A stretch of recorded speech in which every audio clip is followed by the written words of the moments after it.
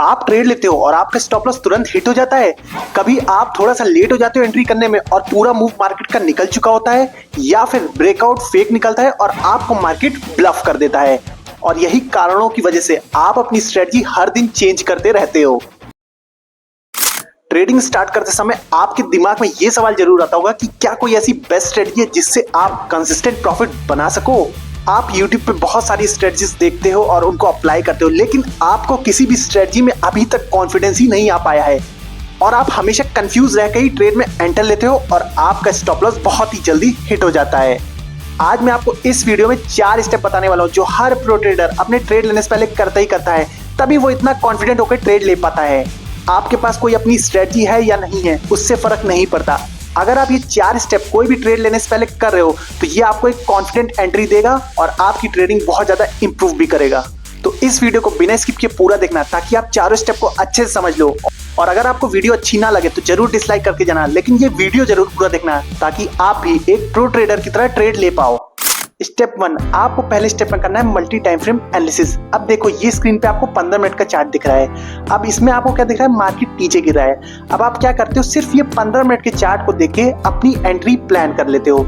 लेकिन अब ये देखो 1 घंटे का चार्ट, 1 घंटे के चार्ट में मार्केट का ट्रेंड है अप ट्रेंड, मतलब मार्केट कंटिन्यूसली ऊपर की तरफ चला जा रहा है। और आपको मैं बता दूं हायर टाइम फ्रेम का जो ट्रेंड होता है वो स्ट्रॉन्ग ट्रेंड होता है, मतलब मार्केट अभी अप ट्रेंड में है, लेकिन आपने क्या किया 15 मिनट का चार्ट देख के डाउन ट्रेंड का ट्रेड ले लिया और इसी वजह से आपका स्टॉप लॉस हिट हो जाता है। अब हायर टाइम फ्रेम का ट्रेंड क्यों स्ट्रॉन्ग होता है, देखिए 1 घंटे के चार्ट में आपको ऊपर का ट्रेंड दिख रहा है और हल्का सा पुल बैक दिख रहा है। अब यही पुल बैक आपको 15 मिनट के चार्ट में क्या दिख रहा है, बहुत बड़ा फॉल दिख रहा है। अब यही में आप ट्रैप हो जाते हो, क्योंकि आप ये गलती करते हो कि आप छोटा टाइम फ्रेम देखते हो, उसमें आपको जो भी ट्रेंड दिखता है उसी ट्रेंड के हिसाब से अपना ट्रेड ले लेते हो। लेकिन आपको मल्टी टाइम फ्रेम एनालिसिस करना बहुत जरूरी है और जो भी बड़े टाइम फ्रेम में आपको ट्रेंड दिख रहा है उस बेसिस पे आपको छोटे टाइम फ्रेम में अपनी एंट्री प्लान करनी है। अगर बड़े टाइम फ्रेम में आपको दिख रहा है अप ट्रेंड है तो आपको छोटे टाइम फ्रेम में आके उसी हिसाब से अप ट्रेंड की एंट्री प्लान करनी है। और अगर आपको बड़े टाइम फ्रेम में डाउन ट्रेंड दिख रहा है तो उसी हिसाब से आपको छोटे टाइम फ्रेम में आके डाउन ट्रेंड की एंट्री प्लान करनी है। अगर आपको ये बात समझ में आ गई तो वेल डन, क्योंकि अगर आप ट्रेंड के साथ जाओगे ना तो आपके स्टॉप लॉस हिट होने के चांसेस बहुत कम हो जाते हैं। तो पहला तो स्टेप यही है, मल्टी टाइम फ्रेम एनालिसिस करना शुरू करो। और अगर आपको मल्टी टाइम फ्रेम एनालिसिस करना सही से नहीं आता है तो इस पे मैंने अच्छी एक वीडियो बना रखी है आपके लिए, जो मैंने डिस्क्रिप्शन में पिन कर दी है और इस वीडियो के एंड में भी मैं उसको लगा दूंगा ताकि ये वीडियो जैसे ही कंप्लीट हो आप मल्टी टाइम फ्रेम एनालिसिस की वीडियो देख लो। अब दूसरे स्टेप में आपको क्या करना है, सपोर्ट एंड रेजिस्टेंस ड्रॉ करना है छोटे टाइम फ्रेम में। अब देखो आपने स्टेप 1 में क्या किया, बड़े टाइम फ्रेम का ट्रेंड आइडेंटिफाई कर लिया कि मार्केट अप ट्रेंड में है। अब आप कोई भी स्ट्रेटजी यूज कर रहे हो, कोई भी, आपको छोटे टाइम फ्रेम में पहले मेजर सपोर्ट एंड रेजिस्टेंस तो ड्रॉ करने ही पड़ेंगे। अब वो मैं क्यों कर रहा हूँ, मान लीजिए मैं सपोर्ट एंड रेजिस्टेंस की स्ट्रेटजी यूज करता हूँ, मतलब सपोर्ट पे बाय करता हूँ, रेजिस्टेंस पे सेल करता हूँ। अब मान लीजिए मार्केट सपोर्ट पे आई, मैंने बाय कर लिया, अब ठीक है, अब मैंने रेजिस्टेंस ड्रॉ ही नहीं किया, या फिर आपने कोई भी स्ट्रेटजी के हिसाब से अपना बाय ट्रेड ले लिया, लेकिन वहीं पे थोड़ी दूर पे ही एक रेजिस्टेंस था जो कि आपने ड्रॉ ही नहीं की या फिर आपको पता ही नहीं है। अब मार्केट जैसे ही वहां पहुंचा वहां से रिवर्स हो गया और आके सीधा स्टॉप लॉस सेट कर दिया। अगर आपको पता होता वहां पे रेजिस्टेंस है तो क्या आप एंट्री लेते, नहीं लेते ना। तो इसलिए आपको सपोर्ट एंड रेजिस्टेंस ड्रॉ करना बहुत जरूरी है। अगर आप नहीं ड्रॉ करोगे तो आप अपना एग्जिट या फिर एंट्री सही से प्लान नहीं कर पाओगे, भले आप कोई भी स्ट्रेटजी यूज करे हो। सपोर्ट एंड रेजिस्टेंस तो आपको ड्रॉ करना ही पड़ेगा, हर स्ट्रेटजी में आपको यूज करना ही पड़ेगा अपनी एंट्री और एग्जिट प्लान करने में। अब आते हैं स्टेप 3 पे, इसमें आपको कंफर्मेशन कैंडल का वेट करना है। मतलब देखिए आपने स्टेप 1 में पहले तो ट्रेंड पता कर लिया, हाई टाइम फ्रेम में ट्रेंड अप ट्रेंड है। अब स्टेप 2 में आप उस टाइम फ्रेम में आए, मतलब 15 मिनट या 5 मिनट में आए जिसमें आप एंट्री अपनी प्लान करते हो, उसमें आपने major support and resistance draw कर लिए। अब क्या हुआ, आप जो भी स्ट्रेटजी यूज करते हो आपकी उस स्ट्रेटजी के हिसाब से अब अप ट्रेंड का ट्रेड भी बन रहा है, ठीक है। फॉर एग्जाम्पल मेरी स्ट्रेटजी होती है सपोर्ट पे बाय करना और रेजिस्टेंस पे सेल करना, ठीक है। अब मेरी स्ट्रेटजी के हिसाब से मार्केट सपोर्ट पे आ चुका है, जैसा कि आप स्क्रीन पे देख रहे हो मार्केट सपोर्ट पे आ गया, ठीक है।